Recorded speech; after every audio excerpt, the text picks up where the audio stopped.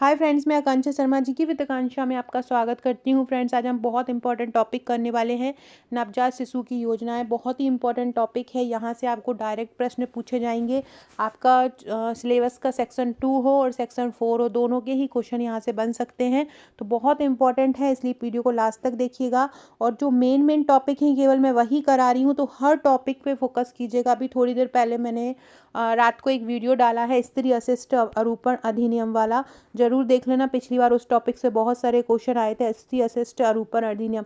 Just इसके last वाला ही video वही होगा 1986 में। उसमें मैंने इसको 10 धाराओं में बांटा। मैंने 10 धाराओं के क्वेश्चन करवा दिए हैं और उनमें क्या क्या बोला गया है, कब लागू कब पारित हुआ है, सारा बता दिया है। तो सारा देख लीजिएगा।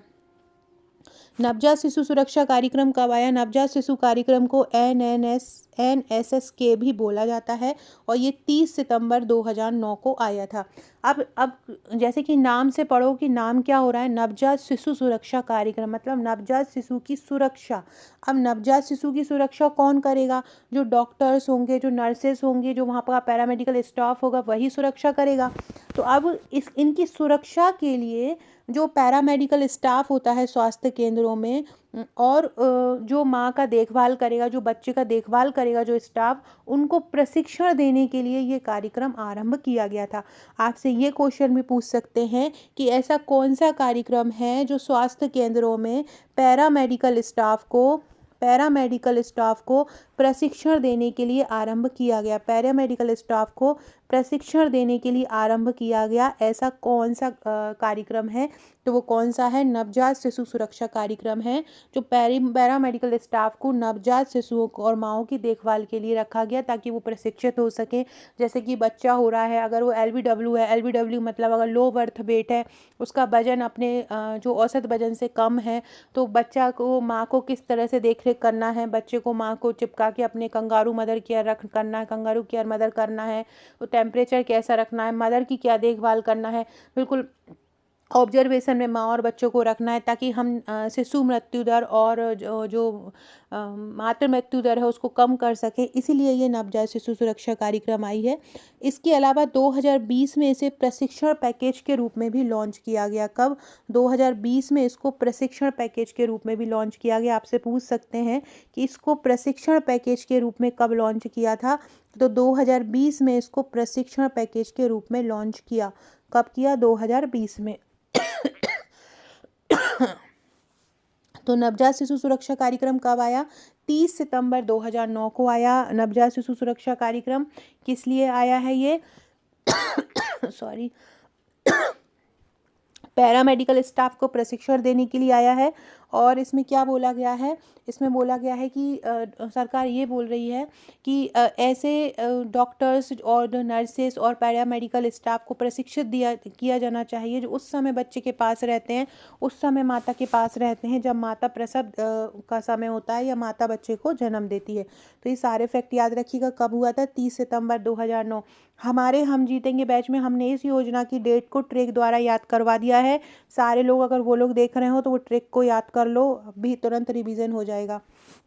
अगला क्वेश्चन है, निम्नलिखित में से कौन सी योजना नवजात शिशुओं को स्वास्थ्य केंद्रों में पैरामेडिकल स्टाफ को प्रशिक्षण दिलाने आरंभ की गई?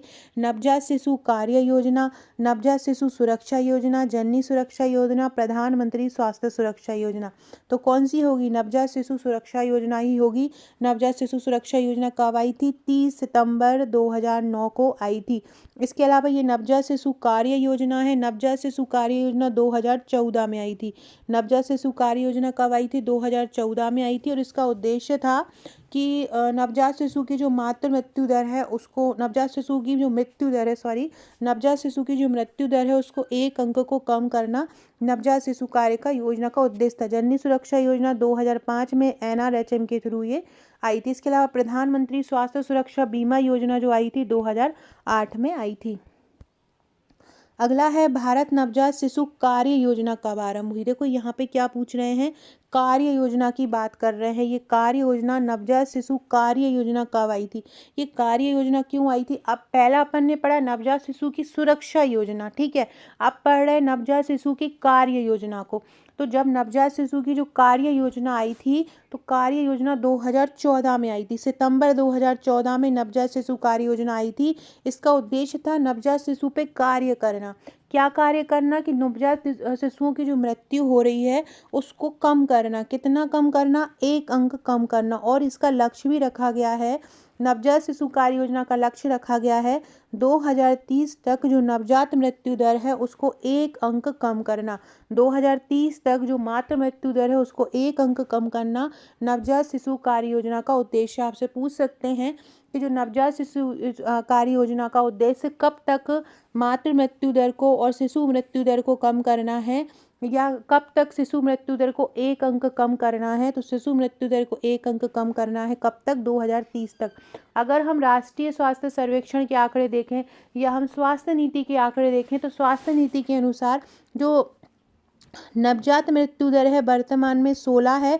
किसके अनुसार? स्वास्थ्य नीति के अनुसार, ठीक है। और जो शिशु मृत्यु दर है वो 28 है। शिशु मृत्यु दर कितनी है? 28 है। और जो बाल मृत्यु दर है 5 साल तक के बच्चों की वो 23 है। ये किसके अनुसार है? स्वास्थ्य नीति के अनुसार है। याद रखना, स्वास्थ्य नीति के मैंने बहुत सारे क्वेश्चन MCQ रूप में करवा दिए हैं, वीडियो में देख लीजिएगा। अगला क्वेश्चन है, शिशु सुरक्षा दिवस कब मनाया जाता है? शिशु का सुरक्षा दिवस कब मनाया जाता है? इसे शिशु में जागरूकता फैलाने के लिए मनाया जाता है। शिशु के प्रति जागरूकता फैलाने के लिए इस दिवस को मनाया जाता है। तो ये कब मनाया जाता है? 7 नवंबर को मनाया जाता है। कब मनाया जाता है? 7 नवंबर को शिशु सुरक्षा दिवस मनाया जाता है। इसके अलावा 30 जनवरी को कुष्ठ रोग दिवस मनाया जाता है। 30 जनवरी को कौन सा मनाया जाता है?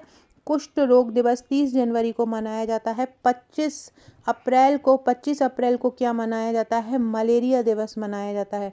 25 अप्रैल को कौन सा मनाया जाता है? मलेरिया दिवस मनाया जाता है 25 अप्रैल को। इसके अलावा 24 मार्च को विश्व क्षय रोग दिवस मनाया जाता है। क्षय रोग दिवस कब मनाया जाता है? 24 मार्च को मनाया जाता है क्षय रोग दिवस, ठीक है। ये इम्पॉर्टेंट डेट है, इनको बहुत अच्छे से याद कर लेना। इसके अलावा अक्टूबर के सेकेंड गुरुवार को मनाया जाता है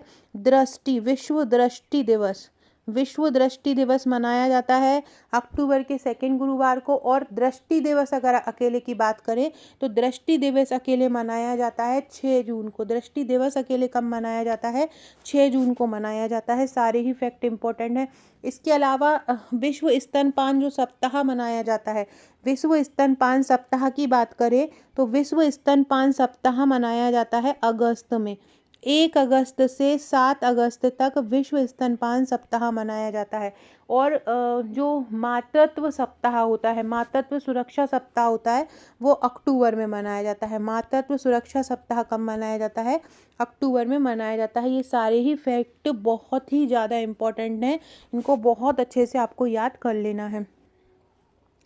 अगला क्वेश्चन है, प्राथमिक स्वास्थ्य केंद्र जो होते हैं वो किस मिशन के अंतर्गत आते हैं? प्राथमिक स्वास्थ्य जो मिशन होते हैं वो किस मिशन के मंत्रालय के अंतर्गत आते हैं या किस मिशन के अंतर्गत आते हैं? तो ये आते हैं परिवार स्वास्थ्य कल्याण मंत्रालय के अंतर्गत आते हैं। प्राथमिक स्वास्थ्य केंद्र किस मिशन के अंतर्गत आते हैं? परिवार स्वास्थ्य कल्याण मंत्रालय के अंतर्गत आते हैं। आपसे पूछें कि ये जो प्राथमिक स्वास्थ्य केंद्र होते हैं वो कितनी जनसंख्या पर एक प्राथमिक स्वास्थ्य केंद्र को स्थापित करना चाहिए? तो 30,000 की जनसंख्या पर। कितना?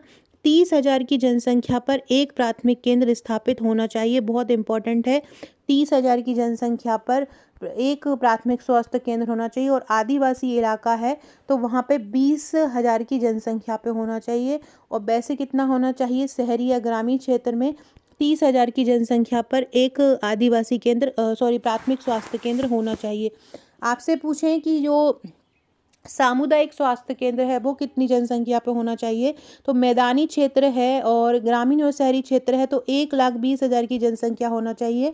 और आदिवासी अगर क्षेत्र है तो 80,000 की जनसंख्या पर सामुदायिक स्वास्थ्य केंद्र होना चाहिए, ठीक है। इसको CSC बोलते हैं, सामुदायिक स्वास्थ्य केंद्र को, कम्युनिटी हेल्थ सेंटर। और परिवार जो जो प्राथमिक स्वास्थ्य केंद्र होते हैं उनको प्राइमरी हेल्थ सेंटर PSC बोलते हैं। इसके अलावा जो प्राथमिक स्वास्थ्य केंद्र होते हैं वहाँ पर कुल स्टाफ की संख्या 15 होना चाहिए। कुल स्टाफ कितना होना चाहिए? स्टाफ 15 होना चाहिए। और इस एक जो प्राथमिक स्वास्थ्य केंद्र होते हैं उसमें 6 उपकेंद्र कवर होते हैं। कितने? 6 उपकेंद्र कवर होते हैं। और जो एक उपकेंद्र होता है प्रत्येक जगह पर, हर 5000 की जनसंख्या पर मैदानी क्षेत्रों में एक उपकेंद्र होता है और हर 3000 की जनसंख्या पर एक उपकेंद्र होता है। सामुदायिक स्वास्थ्य केंद्र में 28 लोगों का स्टाफ होता है, जिसमें से एक रेफरल यूनिट भी होती है। और कम से कम एक सामुदायिक केंद्र में 4 प्राथमिक स्वास्थ्य केंद्र आ जाते हैं। तो ये याद रखिएगा। बात करते हैं हम राष्ट्रीय स्वास्थ्य मिशन की। राष्ट्रीय स्वास्थ्य मिशन, जिसको हम NHM बोलते हैं, इसकी स्थापना कब हुई थी? 2013 में हुई थी। और अब इसको 2 घटकों में बांटा है। एक होता है NRHM और एक होता है NUHM। NRHM की स्थापना कब हुई थी? 2005 में हुई थी। और NUHM की स्थापना कब हुई थी? 2013 में हुई थी। आंगनबाड़ी की बात करें तो आंगनबाड़ी वर्तमान में ICDS के अंतर्गत आते हैं। ICDS integrated child development scheme होता है, जिसकी स्थापना 2 अक्टूबर 1975 को हुई थी। अगला है डॉट्स जो प्रणाली होती है वो किस रोग के लिए दी जाती है? देखो, ये डायरेक्ट ऑब्जर्वेशन टेक्निक होता है। डॉट्स जो तकनीक होती है ये टीबी के रोग के लिए दी जाती है। टीबी, जिसको हम क्षय रोग बोलते हैं, उसके लिए ये दी जाती है डॉट्स प्रणाली। तो ये आपको याद रखना है। डॉट्स प्रणाली क्या होती है, किसके लिए होती है? डॉट्स का फुल फॉर्म याद रखना, directly observe treatment. Directly observed treatment. Directly observe treatment इसका फुल फॉर्म होता है डॉट्स का। और ये तपेदिक के इलाज के लिए ये कार्यक्रम होता है और इसका समय पे इलाज कर लेना चाहिए, नहीं तो ये बढ़ जाता है। इसके लिए BCG वैक्सीन दी जाती है। जन्म के तुरंत बाद 24 घंटे के अंदर इसकी मात्रा दी जाती है। जब इसको जन्म के 24 घंटे के अंदर दिया जाता है तो इसकी मात्रा 0.05 ml दी जाती है। और यदि किसी कारण से बच्चा बीमार है, माता बीमार है, कोई भी दूसरा कारण होता है, तो इसकी जो मात्रा होती है वो 0.1 ml दी जाती है 1 साल के अंदर। और जब 24 घंटे के अंदर दी जाती है तो 0.05 ml दी जाती है। डायरेक्टली ऑब्जर्व ट्रीटमेंट क्या होता है कि डायरेक्ट क्या होता है, रोगी को दवा लेते डायरेक्ट रोगी को दिया जाता है कि रोगी को जब दवा लेता है तो उसको डायरेक्ट ऑब्जर्वेशन में रखा जाता है डॉक्टर के, और कि वो सही तरीके से मतलब रोगी दवाई ले रहा है या नहीं ले रहा है। तो एकदम पूरे तरह से निगरानी के लिए ये प्रणाली लागू की गई है। ये प्रणाली बहुत ज़्यादा फायदेमंद है। इसके अंतर्गत एंटी ट्यूबरकुलोसिस दवाई भी दी जाती है, क्योंकि क्षय रोग किस लिए आया था? क्षय रोग किसके लिए आया था? ट्यूबरकुलोसिस नामक बैक्टीरिया के कारण होता है, तो इसलिए आया था। इसके अलावा एक और कार्यक्रम आता है, एक और इसका क्वेश्चन आता है कि जो क्षय रोग कार्यक्रम हुआ था, कार्यक्रम जो आरंभ हुआ था, क्षय रोग का जो नियंत्रण कार्यक्रम है वो कब का आरंभ हुआ था? तो क्षय रोग का जो नियंत्रण कार्यक्रम है वो 1962 में आरंभ हुआ था। उद्देश्य क्या था? क्षय रोग पर नियंत्रण करना। और इसके लिए जिला स्तर पर क्षय रोग निवारण केंद्र बनाए जाते हैं। आपसे पूछ सकते हैं क्षय रोग नियंत्रण कार्यक्रम में किस स्तर पर क्षय रोग नियंत्रण कार्यक्रम बनाए जाते हैं? तो इसमें जिले स्तर पर बनाए जाते हैं। अगला क्वेश्चन है वर्तमान में भारत में कितने एम्स हैं? वर्तमान में भारत में 25 एम्स हैं। वर्तमान में भारत में कितने एम्स हैं? 25 एम्स हैं। और जिसमें से लगभग 20 का निर्माण पूरा हो चुका है और जो 4 हैं वो निर्माण की कगार पर हैं, मतलब बनने की कगार पर हैं। उनका और मतलब अप्रूवल हो चुका है कि ये बनना है, बस उसमें अभी काम होना स्टार्ट नहीं हुआ है। तो बाकी वो पूरा काम हो चुका है। तो याद रखिएगा कितने एम्स हैं भारत में? 25 एम्स हैं। अगला क्वेश्चन है जननी शिशु सुरक्षा योजना क्या सेवाएं प्रदान नहीं करती? जननी शिशु सुरक्षा योजना की बात करें तो ये 2011 में आरंभ हुई थी। जननी शिशु सुरक्षा योजना कब आरंभ हुई थी? जननी शिशु सुरक्षा योजना जो आरंभ हुई थी 2011 में, जननी शिशु सुरक्षा आरंभ हुई थी 1 जून 2011 को जननी शिशु सुरक्षा योजना आरंभ हुई थी। इसमें क्या था, इसमें इसका जो मंत्रालय आता था जननी शिशु योजना का, वो स्वास्थ्य परिवार मंत्रालय के अंतर्गत आती है। किसके? स्वास्थ्य परिवार मंत्रालय के अंतर्गत आती है ये जननी शिशु सुरक्षा योजना। इसमें महिला और बच्चों को बेहतर सुविधा दी जाती है। एक ये क्वेश्चन भी आपसे पूछ सकते हैं कि इसमें बच्चों को कितने दिन तक, बच्चा हो जाता है माता का तो उसको कितने दिन तक निःशुल्क सुविधा प्रदान की जाती है नवजात बच्चे को, तो 30 दिन तक उसको निःशुल्क सुविधा प्रदान की जाती है। आपसे ये भी पूछ सकते हैं कि जननी शिशु सुरक्षा योजना में कब तक बच्चे को निःशुल्क सुविधा प्रदान की जाती है? 30 दिन तक प्रदान की जाती है। इसके अलावा एक और इससे क्वेश्चन पूछा है किन क्षेत्रों में कार्यरत है, तो ये ग्रामीण क्षेत्रों में भी होता है और ये शहरी क्षेत्रों में भी रहता है।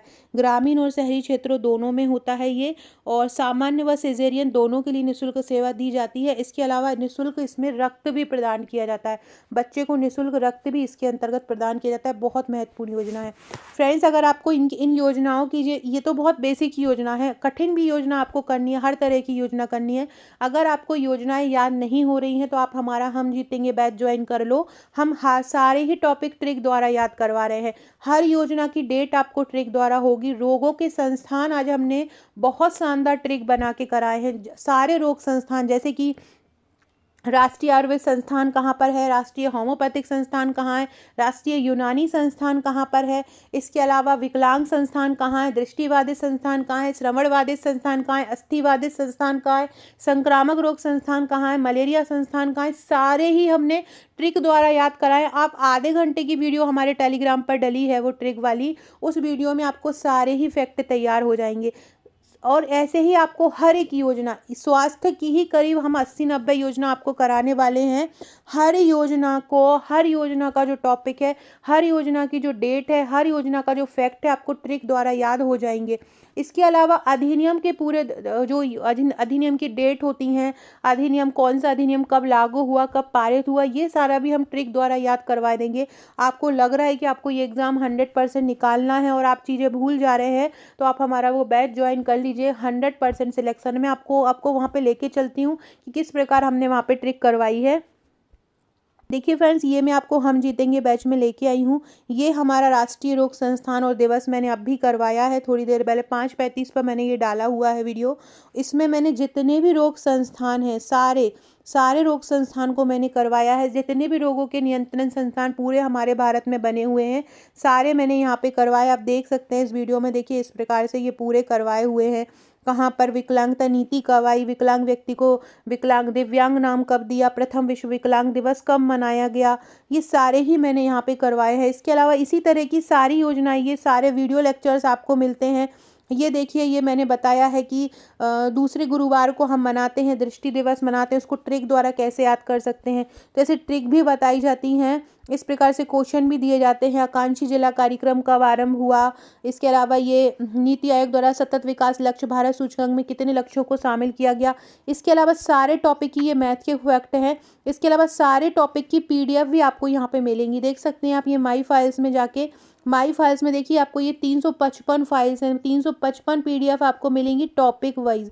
हर छोटे से छोटे टॉपिक के मैक्सिमम कितने MCQ बन सकते हैं। इसके अलावा हमने यहाँ पे जितनी भी ICMR है, ICMR का जितना डाटा है वो भी हमने ट्रिक द्वारा याद करवाया है। ट्रिक द्वारा बहुत आसानी से याद हो जाता है और सारे फैक्ट मिल जाते हैं।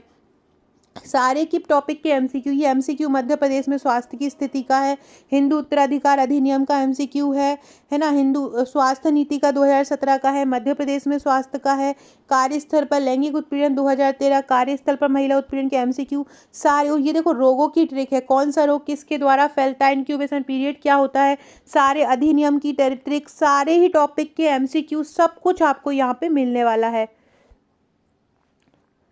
तो अगर आप हमारा ये बैच लेना चाहते हैं तो ज्वाइन कर लो। बहुत शानदार तैयारी यहाँ पे हो जाएगी। इसमें आपको 3 ग्रुप मिलेंगे, 2 टेलीग्राम मिलेगा और 1 व्हाट्सअप मिलेगा। एक टेलीग्राम पर हम हमारे पूरे वीडियोस, पूरे ट्रिक वीडियोस, पूरे MCQ, पूरा प्रैक्टिस सेट, पूरी थ्योरी, सारा कुछ मिलेगा। एक में रोज़ टेस्ट होते हैं। रोज़ टेस्ट देखिए, आप खुद अनुमान लगा सकते हैं कि आपकी तैयारी कैसी है। रोज़ रात को 10 बजे से टेस्ट होता है और दिन में 4 बजे होता है। आप अनुमान लगा सकते हो कि आपकी तैयारी कैसी। और एक व्हाट्सअप ग्रुप मिलता है जहाँ पर प्रैक्टिस कराई जाती है, सारी जानकारी दी जाती है। बहुत ही शानदार तैयारी होगी अगर आपको सच में ही 100% सिलेक्शन लेना है। अगर आप चाहेंगे ना तो हम 28 दिन में भी आपका सिलेक्शन करवा सकते हैं। अगर आप हमारे जो हम बोलेंगे वही आप रोज़ करोगे, वही पूरा टारगेट ख़त्म करोगे। हम फरवरी से एमसीक्यू का आपको ई बुक देने वाले हैं हर टॉपिक की। जैसे कि मैंने अभी जो आपको प्रोवाइड कराई है, विशेष आवश्यकता वाले बच्चों के 500 प्रश्न मैंने आपको प्रोवाइड कराए हैं, स्कूल पूर्व देखभाल के कराए हैं, 3000 एमसीक्यू कराए। अब हम जो देने वाले हैं जैसे कि ग्रंथि हार्मोन है, पाचन संस्थान है, इसके करीब 700 से 800 प्रश्न देने वाले, गर्भवती महिला के 1200-1300 देने वाले हैं, योजना के करीब 3000-4000 देने वाले हैं, अधिनियम के करीब हम 1000 से 1200 क्वेश्चन देने वाले हैं एमसीक्यू। इसके बाहर कुछ नहीं करना है, आप उनकी प्रिंट कराइएगा और पढ़िएगा। लेकिन हम अलग से नहीं देंगे, ये सारा हमारा बैच में ही मिलेगा। हम अलग से चाहें तो हम अलग से भी कर सकते हैं, 200-300 में आपको ई बुक उपलब्ध करा दे। लेकिन हमारा हमारा ये मानना है कि अगर आप हमसे जुड़ते हैं तो हम पूरी तरह से आपके साथ मेहनत करें, इसलिए हम आपको पूरा ही देते हैं। तो जो भी लेना चाहते हैं व्हाट्सअप कर दीजिएगा। यहाँ पे पूछा है क्या सेवा नहीं दी जाती। 1 जून 2011 से आरंभ हुई तो निःशुल्क रक्त दिया जाता है। अभी अपन ने पढ़ा सामान्य और निःशुल्क सिजेरियन और निःशुल्क सुविधा भी दी जाती है, लेकिन ये कब तक दी जाती है? 30 दिन तक। महिला को 1000 रुपये वित्तीय सहायता, ऐसा कोई प्रावधान नहीं है। जननी शिशु सुरक्षा योजना में नहीं दी जाती 1000 वित्तीय सहायता। जो वित्तीय सहायता दी जाती है वो जननी सुरक्षा योजना में दी जाती है, जो कि 2005 में आरंभ हुई थी। ये जननी शिशु सुरक्षा योजना है। जननी शिशु सुरक्षा योजना 2011 में आरंभ हुई थी और इसमें कोई भी वित्तीय सहायता नहीं दी जाती। इसके अलावा महिला और बच्चे को बेहतर सुविधा प्रदान की जाती है। तो ऊपर के 2, नीचे का लास्ट सही होगा, तीसरा वाला गलत हो जाएगा। अगला है मदर्स एब्सोल्यूट अफेक्शन। ये जो प्रोग्राम है ये कब आरंभ हुआ है? मदर्स एब्सोल्यूट जो अफेक्शन प्रोग्राम है, माँ प्रोग्राम है, स्तनपान को बढ़ावा देने के लिए इसकी शुरुआत की गई है। और आपसे पूछें कि ये कब आरंभ हुआ है मदर्स एब्सोल्यूट अफेक्शन प्रोग्राम, तो ये आरंभ हुआ है 5 अगस्त 2016 को। क्या वो कब आरंभ हुआ है? 5 अगस्त 2016 को आरंभ हुआ है स्वास्थ्य एवं परिवार कल्याण मंत्रालय द्वारा। किसके द्वारा हुआ है ये? स्वास्थ्य व परिवार कल्याण मंत्रालय द्वारा इसकी घोषणा हुई है। स्वास्थ्य और परिवार मंत्रालय द्वारा इसकी घोषणा हुई है। और ये इसमें क्या किया जाता है? इसमें जो लेबर रूम में काम करने वाले ऑफिसर्स है, स्टाफ है, वो ये देखते हैं कि जन्म के तुरंत बाद क्या माता अपने बच्चे को दूध पिला रही है, और माँ का पहला दूध मिलने के बाद ही नवजात को माँ के पास से अलग लेबर रूम में से वार्ड में शिफ्ट किया जाता है ना। तो सबसे पहली जो स्थिति होती है वो सबसे पहले क्या करवाया जाता है? माता से दूध ही पिलवाया जाता है नवजात को। इससे क्या होता है? बच्चे को निमोनिया नहीं होता है माता के दूध से बच्चे को निमोनिया नहीं होता है, डायरिया नहीं होता है, कुपोषण नहीं होता है, ये कोई भी चीज़ नहीं होती है अगर बच्चा माँ का दूध पी लेता है।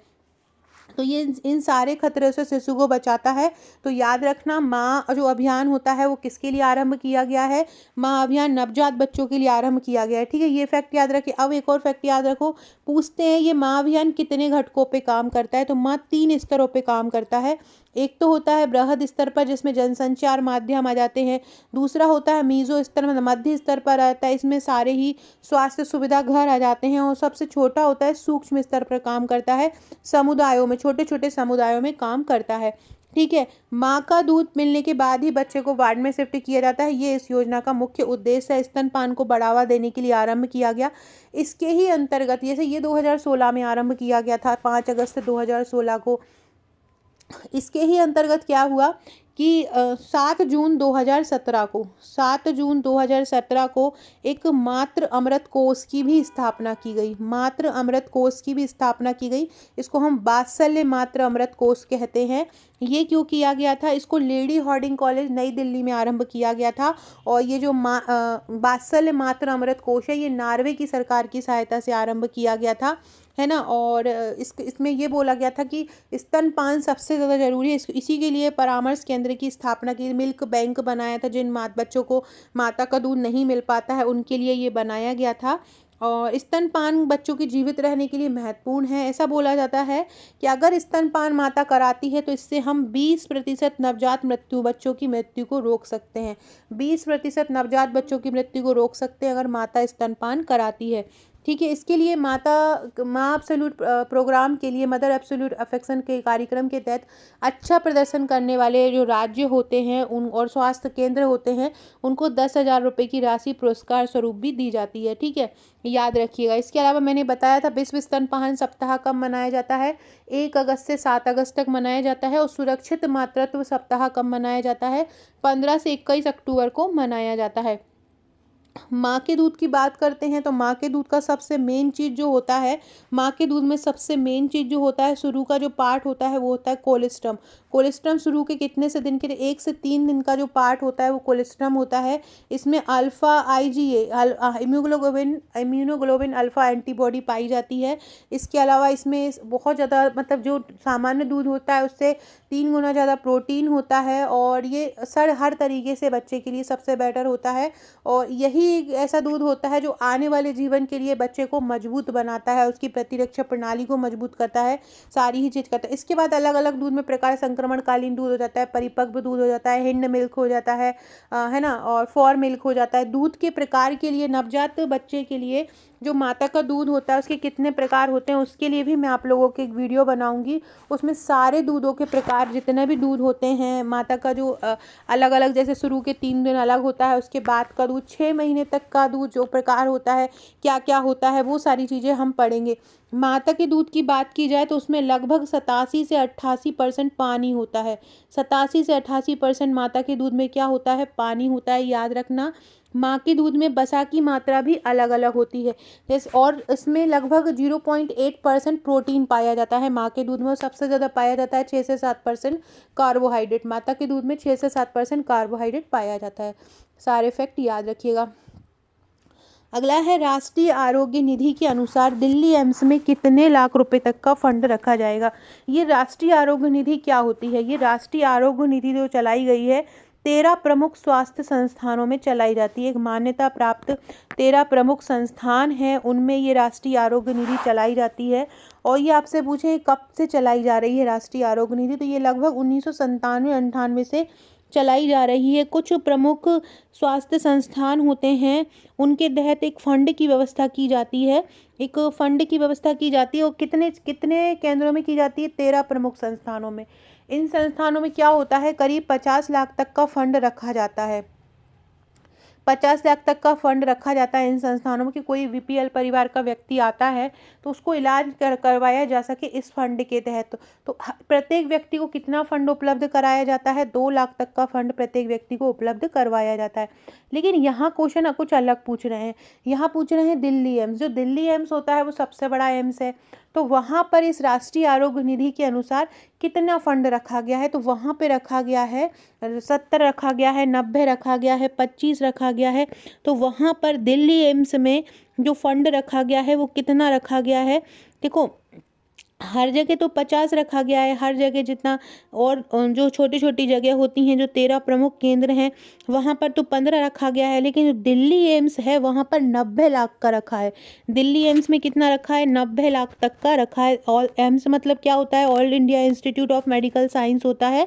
दिल्ली एम्स में 90 लाख तक का फंड रखा है। बाकी की जो 13 संस्थान हैं, बचे हुए 12 संस्थान हैं, वहाँ पे 50 लाख तक का फंड रखा जाता है इस राष्ट्रीय आरोग्य नीति के अनुसार।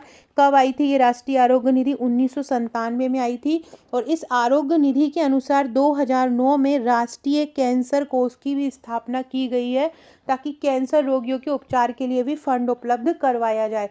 ठीक है, तो ये याद रखिएगा। पूरे ही फैक्ट सारे ही बहुत इंपॉर्टेंट हैं, सारी ही राष्ट्रीय आरोग्य निधि ही योजना बहुत इंपॉर्टेंट है।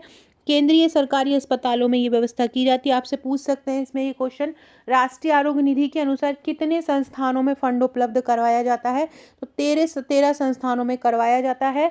और कितने, कुल एक हॉस्पिटल में कुल कितना फंड रहता है, 50 लाख रहता है। एक हॉस्पिटल प्रत्येक व्यक्ति पे कितना खर्च कर सकता है, 2 लाख कर सकता है। लेकिन यदि एक व्यक्ति को ज़्यादा की ज़रूरत है तो वो वहाँ के अपने स्वास्थ्य मंत्री को एक कंप्लेंट डाल सकता है कि हमको ज़्यादा की ज़रूरत है, तो वहाँ का जो स्वास्थ्य परिवार का मंत्रालय है वो वहाँ पे मंजूरी अगर दे देता है तो फिर ज़्यादा भी मिल जाता है। स्वास्थ्य और परिवार कल्याण मंत्रालय द्वारा एक राष्ट्रीय दुर्लभ नीति को भी, दुर्लभ रोग नीति 2021 को भी मंजूरी दी गई है, जिसमें अलग अलग रोगों को 3 कैटेगरियों में बांटा है तथा 8 उत्कृष्टता केंद्र भी बनाए हैं। अगला है वर्तमान में मिशन इंद्रधनुष के कितने टीके शामिल किए। देखो जब मिशन इंद्रधनुष आया था, तब उसमें क्योंकि इंद्रधनुष उसका नाम से ही समझ लो, क्योंकि उसमें 7 रंग थे। उसमें क्या थे, उसमें 7 रंग थे। तो पहले जब आया था तो उसमें केवल 7 टीकों को शामिल किया गया था, लेकिन वर्तमान में इसके अंतर्गत 12 टीके शामिल हैं। वर्तमान में इसके अंतर्गत कितने टीके शामिल हैं, 12 टीके शामिल हैं। मिशन इंद्रधनुष को कब आरंभ किया था, 25 दिसंबर 2014 को मिशन इंद्रधनुष को आरंभ किया गया। कब किया गया, 25 दिसंबर 2014 को इसको आरंभ किया गया। इसका उद्देश्य क्या है, बच्चों का 90% तक टीकाकरण करना। इसका उद्देश्य क्या है, बच्चों का 90% टीकाकरण करना। ऐसे बच्चे हैं जिनका टीकाकरण नहीं हुआ है, उनका टीकाकरण करना।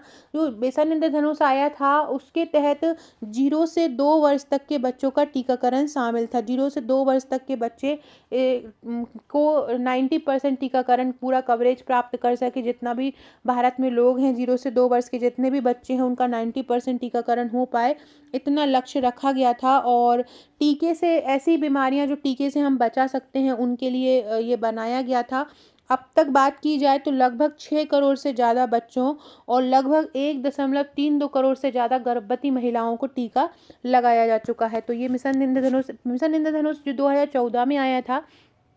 इसके अलावा 2017 से सघन मिशन इंद्रधनुष आने लगा। तीव्र मिशन इंद्रधनुष भी बोलते हैं इसको, क्योंकि मिशन इंद्रधनुष जो हो गया था ना, वो सक्सेस हो गया था, वो सफल हो गया था, तो इसलिए सघन मिशन इंद्रधनुष आ गया था। और मिशन इंद्रधनुष किस विभाग द्वारा चलता है, देखो ये विभाग अलग होता है, मंत्रालय अलग होता है। तो अगर हम मिशन इंद्रधनुष की विभाग की बात करें तो विभाग है इसका महिला बाल विकास विभाग। विभाग कौन सा है इसका, महिला बाल विकास विभाग है। और अगर हम इसकी बात करें मंत्रालय की तो इसमें स्वास्थ्य एवं परिवार कल्याण मंत्रालय इसमें शामिल है। जब इसको 25 दिसंबर 2014 को लॉन्च किया था तो हमारे जो केंद्रीय स्वास्थ्य मंत्री थे JP नड्डा, उन्होंने इसको लॉन्च किया था टीकाकरण कवरेज बढ़ाने के लिए और सभी बच्चों का टीकाकरण हो, इसी कारण से ये उद्देश्य लाया गया था। और जब ये लाया गया था तब इसका लक्ष्य था कि 2020 तक हम 90% बच्चों का टीकाकरण कर पाएँ। जब ये 2014 में आया था तब कब तक था लक्ष्य का, 2020 तक था, लेकिन हमने पहले ही सफलता पा ली। तो 2017 में इसको सघन मिशन इंद्रधनुष में बदल दिया गया। जब इसकी शुरुआत हुई थी तो पहले चरण की बात की जाए, ठीक है, ये पढ़ लिया, अब अपन दूसरा व्यक्ति स्टार्ट करते हैं। तो इसकी जो पहले चरण में बात हुई थी तो पहले चरण में इसमें 201 जिलों को शामिल किया गया था। पहले चरण में इसमें कितने जिले शामिल किए गए थे, 201 जिले पहले चरण में शामिल किए गए थे। और लक्ष्य था हर साल 5% बच्चों का टीकाकरण करना। मिशन इंद्रधनुष तो अच्छा बड़ा टॉपिक है, मिशन इंद्रधनुष से करीब 40 प्रश्न बनेंगे, तो इसलिए मैं मिशन इंद्रधनुष के लिए एक अलग ही सेपरेट वीडियो लेके आऊँगी। उसमें मिशन इंद्रधनुष क्या था, उसके जितने भी सघन मिशन इंद्रधनुष आए हैं, सघन मिशन इंद्रधनुष 1.0, 2.0, 3.0, 4.0, 5.0 और हर जो मिशन है उसके कितने कितने चरण है। जैसे कि जो सघन मिशन 5.0 है उसके कितने चरण है, उसके 3 चरण है, 4 के कितने चरण है, 3 के कितने चरण है। इसके अलावा यूविन पोर्टल के माध्यम से कौन हो रहा है, कौन सा मिशन ऐसा आया जो 5 वर्ष तक के बच्चों को टीकाकरण करता है। तो ये सारे हम एक सेपरेट वीडियो में पढ़ेंगे तो वो ज़्यादा अच्छे से क्लियरली समझ में आ जाएगा। तो ये अभी समझ लो जितना इम्पोर्टेंट है कि ये क्या करता है, हर साल 5% या उससे अधिक के बच्चों में टीकाकरण में वृद्धि करता है। तो याद रखना। इसके अलावा खसरा, रूबेला, रोटा वायरस, पोलियो आदि टीकों को भी इसमें शामिल किया गया है। कुछ चुने हुए राज्य हैं जहाँ पर, पूर्वी राज्य हैं जहाँ पर जापानी इंसेफेलाइटिस हो जाता है, न्यूमोकोकस हो जाता है, उनके खिलाफ भी टीके दिए गए हैं। एक और क्वेश्चन आता है कि जो वित्त वर्ष 2023-24 में राष्ट्रीय पूर्ण टीकाकरण कवरेज कितना है, तो 93.5 है। मतलब हमने कितना प्रतिशत कवरेज प्राप्त कर लिया है, 93.5% प्राप्त कर लिया है। विश्व टीकाकरण दिवस कब मनाया जाता है, 10 नवंबर को विश्व टीकाकरण दिवस मनाया जाता है। कब मनाया जाता है, 10 नवंबर को विश्व टीकाकरण दिवस मनाया जाता है। सघन मिशन इंद्रधनुष के अब 5 चरण हो चुके हैं और इसकी शुरुआत कब हुई थी, 2017 में सघन मिशन इंद्रधनुष की शुरुआत हुई थी। तो ये सारे इफेक्ट याद रखिएगा। अगला है आंगनवाड़ी केंद्रों में 10 वर्ष तक के बच्चों को कौन से रंग की गोली दी जाती है। आंगनवाड़ी केंद्रों में जो बच्चे होते हैं 10 वर्ष तक के, उन्हें किस रंग की गोली दी जाती है? तो उनको गोली दी जाती है गुलाबी रंग की। कौन सी गुलाबी रंग की गोली दी जाती है? नीली रंग की दी जाती है किशोरों को, नीली रंग की दी जाती है किशोरों को, और लाल रंग की दी जाती है गर्भवती महिला को। और बच्चों को कौन सी दी जाती है गोली? इसके अलावा एल्बेंडाजोल की गोली भी दी जाती है कृमिनाशन के लिए। एल्बेंडाजोल जो टैबलेट होती है वो किस रोग से मुक्ति के लिए दी जाती है? कृमि रोग से मुक्ति के लिए दी जाती है। जननी सुरक्षा योजना में किस वर्ष की महिलाओं को लाभ मिलता है? जो जननी सुरक्षा योजना है सभी वर्ग की को मिलता है, या कि ग्रामीण क्षेत्र की को मिलता है, या शहरी क्षेत्र की को मिलता है? किस प्रकार की महिला को जननी सुरक्षा योजना में मिलता है? तो सभी वर्ग की महिला को इसमें लाभ मिलता है। 12 अप्रैल 2005 को इसको NRHM की हेल्प से आरंभ किया गया था। याद रखना, किसकी सहायता से? राष्ट्रीय स्वास्थ्य मिशन की सहायता से आरंभ किया गया था। उद्देश्य क्या था? गर्भवती महिलाओं में संस्थागत प्रसव बढ़ाना। गर्भवती महिला में संस्थागत प्रसव बढ़ाना इसका उद्देश्य था। गर्भवती महिला में संस्थागत प्रसव बढ़ाना। और इसके तहत एक जननी सुरक्षा योजना कार्ड भी दिया जाता है, और एक MCH कार्ड भी दिया जाता है ना, जिसको दिखाकर इस योजना का लाभ लिया जा सकता है। इसको सुपर हीरो टीम भी कहा जाता है राज्यों और केंद्र शासित प्रदेशों में। आशा यहाँ पे गुप्त हथियार के रूप में काम करती है। इस योजना में आशा जो होती है वो गुप्त हथियार के रूप में काम करती है। यहाँ पर संस्थागत प्रसव कराने पर अगर संस्थागत प्रसव कराता है कोई तो उसको 600 रुपये दिए जाते हैं, घर पर 500 दिए जाते हैं। लेकिन BPL जो परिवार होते हैं इसमें पात्र होते हैं। और अगर कोई ग्रामीण क्षेत्र की महिला है और उसको आशा कार्यकर्ता लाती है तो ग्रामीण क्षेत्र की महिला को 1400 रुपये दिए जाते हैं और आशा कार्यकर्ता को 600 रुपये दिए जाते हैं। शहरी क्षेत्र की महिला है तो उसको 1000 रुपये दिए जाते हैं संस्थागत प्रसव पर, और आशा कार्यकर्ता को 400 रुपये दिए जाते हैं। ठीक है, आशा कार्यकर्ता को प्रसव प्रेरित कहा जाता है, उसको संस्थागत प्रसव प्रेरक कहा जाता है, जिससे उसको कितना दिया जाता है? 600 रुपये दिया जाता है। ग्रामीण क्षेत्रों में और शहरी क्षेत्र में कितना दिया जाता है? 400 रुपये दिया जाता है। जननी सुरक्षा योजना ग्रामीण क्षेत्र में 1400, ठीक है, शहरी में 1000 रुपये 2005 में आरंभ हुई है। मातृ शिशु मृत्यु दर इसको कम करना इसका उद्देश्य है। इसके लिए नीला पीला एक स्वास्थ्य कार्ड भी दिया जाता है। नीला पीला स्वास्थ्य कार्ड भी इसके अंतर्गत दिया जाता है, जैसे दिखाकर आप उसका लाभ, जैसे कि पीला है तो आप ले सकते हो BPL में आ रहे हो, या नीला है तो आप APL में आ रहे हो। जिस तरह का कार्ड हो आप दिखा के, अंत्योदय योजना का कार्ड होता है वो दिखाकर आप इसका लाभ ले सकते हो। किस योजना का उद्देश्य नवजात शिशु की मृत्यु दर 2030 तक 1 अंक कम करना है? नवजात शिशु कार्य योजना का उद्देश्य अभी अपन ने ऊपर पढ़ा था, 2014 में इसको आरंभ किया गया था। और इसका उद्देश्य क्या था? नवजात शिशु की मृत्यु दर को 2030 तक 1 अंक कम करना इसका उद्देश्य था। फ्रेंड्स, आपका एक क्वेश्चन है, आप काली मृत्यु किसको बोलते हैं? किस रोग को काली मृत्यु बोलते हैं? सारे लोग इसका कमेंट में आंसर दीजिएगा। जिनको भी मेरे वीडियोस पसंद आते हैं सारे लोग इसका आंसर दीजिएगा कि काली मृत्यु किस रोग को कहा जाता है, काली मृत्यु कौन से रोग को कहा जाता है। सारे लोग आंसर देके मुझे बताइएगा काली मृत्यु कौन सी होती है। सारे लोगों की कमेंट में पढ़ती हूँ, सारे लोग आंसर दीजिएगा। फ्रेंड्स, ये हमारा हम जीतेंगे बैच है। अभी हम इसको प्रैक्टिस बैच में तब्दील कर देंगे फरवरी से, तो सारे लोग ज्वाइन कर लो। ट्रिक द्वारा अगर टॉपिक याद करना चाहते हैं, MCQ प्रैक्टिस, देखिए इस प्रकार की MCQ की भी बुक बनाई जा रही है हर टॉपिक की। ये अधिनियम की है, इसमें अधिनियम में 2000 MCQ इसमें मिलने वाले। इसमें सारे अधिनियम आपके रहेंगे, चाहे घरेलू हिंसा हो, चाहे बाल विवाह हो, चाहे महिला कानून वाले हो, चाहे महिला अधिनियम हो, महिला बाल विकास अधिनियम हो, चाहे बाल श्रम नीति अधिनियम हो, चाहे पाक्सो अधिनियम हो, चाहे किशोर अधिनियम हो, चाहे मातृत्व लाभ अधिनियम हो, चाहे शिष्ट रूपण अधिनियम हो, चाहे सती प्रथा अधिनियम हो, हिंदू उत्तराधिकार अधिनियम हो, सारे अधिनियम टोटल अधिनियम के MCQ आपको यहाँ पर मिलेंगे। आप रिवीजन में बिल्कुल बैठ के घर पे इसका प्रिंट आउट निकाल के प्रैक्टिस कर सकते हो। ये तो मैंने एक डेमो दिया है कि एक बुक इस तरह से रहेगी, ऐसी सारे ही टॉपिक की हम इसी प्रकार से आपको बंच देंगे हमारे बैच में।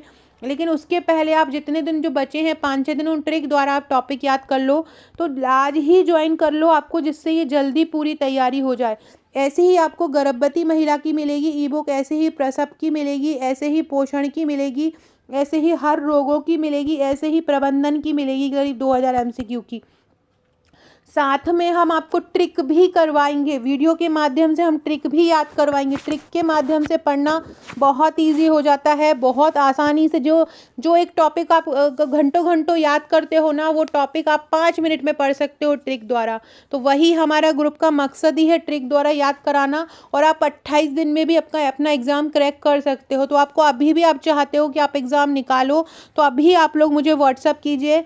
मैं जो बोलती हूँ वो करती हूँ। अगर मैं बोल रही हूँ कि मुझे मेहनत कराना है आप लोगों को, तो मैं कराऊंगी। मैं ये सारी चीज़ आपको इसलिए ही दे रही हूँ कि ताकि आप हर चीज़ आपको मिल पाए। जो आप एक भेड़चाल में एक चीज़ के पीछे पड़े हो, बिल्कुल मत पड़े रहो। जो मेन टॉपिक है, जिस पे आपको फोकस करना है, जहाँ से आपको क्वेश्चन आते हैं, बस वही करना है। ये मेरा नंबर है 6260190944, 626019, बार रुक दो, 6260190944, ये मेरा व्हाट्सअप नंबर है। आपको मुझे व्हाट्सअप करके बोलना है, मैम हमको आपका हम जीतेंगे बैच लेना है। जैसे ही आपका मेरे पास मैसेज आएगा, मैं आपको पेमेंट नंबर दूंगी। पेमेंट नंबर मेरे पास आता है तो मैं आपको हमारे 2 टेलीग्राम और एक व्हाट्सएप ग्रुप से ऐड कर दूंगी और आपकी तैयारी स्टार्ट हो जाएगी। पुराने सारे वीडियोस आपको मिल जाएंगे, पुराने सारे वीडियो लेक्चर्स, पुरानी पूरी PDF, पुराने सारे MCQ आपको मिल जाएंगे और ये सारे भी आपको मिलने लगेंगे। अगला क्वेश्चन है, कायाकल्प योजना कब आई थी? क्वेश्चन क्या है, कायाकल्प योजना कब आई थी? ये कायाकल्प योजना किसके लिए है? कायाकल्प का जैसे नाम से ही समझ में आ रहा है कि ये स्वास्थ्य केंद्रों की काया पलटने के लिए योजना लाई गई है। 15 मई 2015 को ये योजना लाई गई थी। किसके द्वारा लाई गई? केंद्रीय स्वास्थ्य परिवार कल्याण मंत्रालय द्वारा ये योजना लाई गई थी। किसके द्वारा? केंद्रीय स्वास्थ्य परिवार कल्याण मंत्रालय द्वारा ये योजना लाई गई थी। इस योजना के अधीन 5 पुरस्कार दिए जाते हैं। कायाकल्प योजना में क्या होता है? 5 पुरस्कार दिए जाते हैं और 2 सर्वश्रेष्ठ जिला अस्पताल को दिए जाते हैं। तो 2 जिला अस्पताल को दिए जाते हैं, 2 सामुदायिक स्वास्थ्य केंद्र को दिए जाते हैं और एक जो होता है वो प्राथमिक स्वास्थ्य केंद्र को दिया जाता है। 2 जिला स्वास्थ्य केंद्र को, 2 सामुदायिक स्वास्थ्य केंद्र को और एक प्राथमिक चिकित्सा केंद्र को, जो अच्छा प्रदर्शन करते हैं, है ना। JP नड्डा ने इसकी शुरुआत की थी, स्वच्छ भारत मिशन के विस्तार के रूप में की थी। इसका उद्देश्य था सार्वजनिक स्वास्थ्य रखना, स्वास्थ्य केंद्रों में देखभाल, सफाई रखना, अपशिष्ट प्रबंधन करना। इसके लिए ये योजना आरंभ की गई थी। इस योजना का जो विस्तार है प्राथमिक स्वास्थ्य केंद्र तक 2016 में किया गया था। ठीक है, तो स्वास्थ्य केंद्रों में सुरक्षा लाने के लिए इसको किया गया। 2015 में आई थी। 2016 में इसको प्राइमरी हेल्थ सेंटर, प्राथमिक स्वास्थ्य केंद्र में शामिल किया गया और 2017 में इसे शहरी स्वास्थ्य सुविधाओं को विस्तार करने के लिए किया गया था। ठीक है, और इसके तहत कितने पुरस्कार दिए जाते हैं? 5 पुरस्कार दिए जाते हैं। 2 जिला क्षेत्रों को, 2 जिला स्वास्थ्य केंद्र को, 2 सामुदायिक स्वास्थ्य केंद्र को और एक प्राथमिक स्वास्थ्य केंद्र को दिया जाता है। अगला है, भारत सरकार ने फाइलेरिया उन्मूलन का लक्ष्य प्राप्ति कब रखा था? फाइलेरिया उन्मूलन का लक्ष्य प्राप्ति रखा था 2020 में। फाइलेरिया उन्मूलन के लिए जो कार्यक्रम है 1955 से चल रहा है। फाइलेरिया उन्मूलन के लिए कार्यक्रम याद रखना है। फाइलेरिया क्या होता है? कृमि से एक फाइलेरिया नामक बीमारी हो जाती है, जिसके कारण क्या होता है, हाथी पाँव, पैर जो होता है फूल जाता है, इसको हाथी पाँव भी कहते हैं। संक्रामक रोग होता है, इसको मच्छर के काटने वाली बीमारी भी बोलते हैं। फाइलेरिया को और क्या बोला जाता है? मच्छर काटने वाली बीमारी भी बोला जाता है। इससे शरीर में सूजन आ जाती है और बुखार आ जाता है। नॉर्मली उष्णकटिबंधीय रोगों में ये शामिल किया जाता है। इसके लिए कोई स्पेशली टीका नहीं होता है। लसिका ग्रंथि जो होती है शरीर की, वो सूज जाती है। ठीक है, और इसके लिए कार्यक्रम की बात की जाए कि फाइलेरिया के लिए कार्यक्रम कब आया था या फाइलेरिया उन्मूलन का लक्ष्य कब रखा है, तो फाइलेरिया कार्यक्रम आया था 1955 में और 2020 तक इसको समाप्त करने का लक्ष्य रखा था 2017 की स्वास्थ्य नीति में। 1955 से पूरे देश में फैल गया था। एक और क्वेश्चन आता है, फाइलेरिया दिवस कब मनाया जाता है? तो 11 नवंबर को फाइलेरिया दिवस मनाया जाता है। ठीक है, और एक होता है विश्व फाइलेरिया दिवस कब मनाया जाता है? तो विश्व फाइलेरिया दिवस मनाया जाता है 5 जून को। विश्व फाइलेरिया दिवस कब मनाया जाता है? 5 जून को मनाया जाता है। किस योजना को सुपर हीरो टीम कहा जाता है? अभी मैंने बताया, जो जननी सुरक्षा योजना है जो NRHM के सहयोग से आई है, इसको सुपर हीरो टीम कहते हैं। किसको? जननी सुरक्षा योजना को शिशु हीरो टीम कहते हैं। प्रधानमंत्री मातृत्व लाभ योजना 2016 में आई थी और जननी शिशु सुरक्षा योजना 2011 में आई थी। ठीक है, ये सारी चीज़ें याद रखना। और ये 2017 से लागू हो गई थी। 2016 में घोषणा हुई, 2017 से ये लागू हो गई थी। सो फ्रेंड्स, ये था हमारा आज का वीडियो। बहुत ही इंपॉर्टेंट क्वेश्चन थे। रात को ICMR 2024 भी ला सकती हूँ मैं, वो जो हमारी सुपर 30 सीरीज़ चल रही है वो भी ला सकती हूँ। वीडियो अच्छा लगे तो लाइक शेयर सब्सक्राइब जरूर कीजिएगा, शेयर कीजिएगा। Okay friends, thank you.